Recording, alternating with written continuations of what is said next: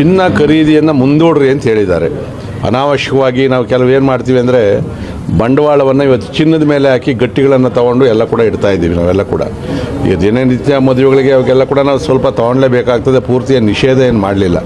ಹಿಂದೆ ಕೂಡ ಅನೇಕ ಸಂದರ್ಭದಲ್ಲಿ ಯುದ್ಧ ಕಾಲದಲ್ಲಿ ತುರ್ತು ಪರಿಸ್ಥಿತಿಗಳಲ್ಲಿ ಕೂಡ ಚಿನ್ನ ಖರೀದಿಯನ್ನು ನಿಧಾನ ಮಾಡಿರಿ ಅಂತೇಳಿ. ಯಾಕಂದರೆ ಇದು ವಿದೇಶಿ ವಿನಿಮಯದ ಮೇಲೆ ಭಾಳ ದೊಡ್ಡ ಪರಿಣಾಮ ಆಗ್ತದೆ. ಇವತ್ತು ಪೆಟ್ರೋಲ್ ಡೀಸೆಲ್ ಎಲ್ಲ ಕೂಡ ಹೊರಗಡೆಯಿಂದ ಕೊಂಡ್ಕೊಬೇಕು, ಅದು ನಾವು ಡಾಲರಲ್ಲೇ ದುಡ್ಡು ಕೊಡಬೇಕಾಗ್ತದೆ. ಅದಕ್ಕೆ ರೂಪಾಯಿ ಅಪಮೌಲ್ಯ ಜಾಸ್ತಿ ಆಗ್ತಾಯಿದೆ. ಅದನ್ನು ಮನಕೊಂಡು ಭಾರತದ ಜನವನ್ನು ಭಾರತ ದೇಶದ ಹಿತದೃಷ್ಟಿಗೋಸ್ಕರ ಸನ್ಮಾನ್ಯ ಮೋದಿಯವರು ಹೇಳಿರೋದು. ಕಾಂಗ್ರೆಸ್ ಅವರು ಎಲ್ಲದರಲ್ಲೂ ಹುಡುಕುಡುಕುವಂಥದ್ದು ತಾನೆ ಅವ್ರದ್ದೆಲ್ಲ ಕೂಡ. ರಾಹುಲ್ ಗಾಂಧಿ ಅಂಥವ್ರಿಗೆ ಭಾಳ ದೊಡ್ಡ 10-15 PhD ಮಾಡಿರ್ತಕ್ಕಂಥವ್ರು ಮಾತಾಡಿದ ರೀತಿಯಲ್ಲಿ ಮಾತಾಡ್ತಾರೆ. ಇದನ್ನು ಭಾಳ ಜನಸಾಮಾನ್ಯರು ಕೂಡ ಸ್ವಾಗತವನ್ನು ಮಾಡಿದ್ದಾರೆ. ಮತ್ತು ಈಗಾಗಲೇ ಸ್ವತಃ ಮೋದಿಯವರು ಕೂಡ ವೆಹಿಕಲ್ಗಳನ್ನೆಲ್ಲ ಕಡಿಮೆ ಮಾಡಿಕೊಂಡು ಮಿತ ಬಳಕೆಯನ್ನು ಮಾಡ್ತಾಯಿದ್ದಾರೆ. ಇದರಿಂದ ಪರಿಣಾಮ ಆಗೋದು ಬರೀ BJP ಕಾಂಗ್ರೆಸ್ ಅಂತಲ್ಲ, ಇಡೀ ದೇಶಕ್ಕೆ ದೊಡ್ಡ ಕೆಟ್ಟ ಪರಿಣಾಮ ಆಗ್ತದೆ.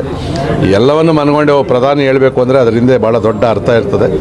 ಸೊ ನಾವು ದೇಶದ ದೃಷ್ಟಿಯಿಂದ ಅದಕ್ಕೆ ನಾವು ಬೆಂಬಲ ಕೊಡಬೇಕು. ವಿರೋಧ ಮಾಡೋಂಥವ್ರು ಕಾಂಗ್ರೆಸ್ ಅವ್ರು ಏನು ಬೇಕಾದ್ರೂ ವಿರೋಧ ಮಾಡ್ತಾರೆ. ರೇಟ್ ಕಡಿಮೆ ಮಾಡಿದ್ರು ವಿರೋಧ, GST ಕಡಿಮೆ ಮಾಡಿದಾಗ ಅವ್ರು ವಿರೋಧ ಮಾಡಿದ್ರು. ಮೊದಲೇ ಮಾಡಬೇಕಾಗಿತ್ತು, ಈಗ ಮಾಡ್ತಾರೆ ಅಂತೇಳಿ. ಈ ಥರ ಅವರು ಆ ಮನಸ್ಸು ಉಳುಕು ಮನಸ್ಸಿರುವಾಗ ನಾವು ಅವ್ರಿಗೇನು ಉತ್ತರ ಕೊಡೋಂಥ ಅವಶ್ಯಕತೆ ಇಲ್ಲ. ಜನ ಮೋದಿಯವ್ರ ಜೊತೆಲಿ ಇದ್ದಾರೆ.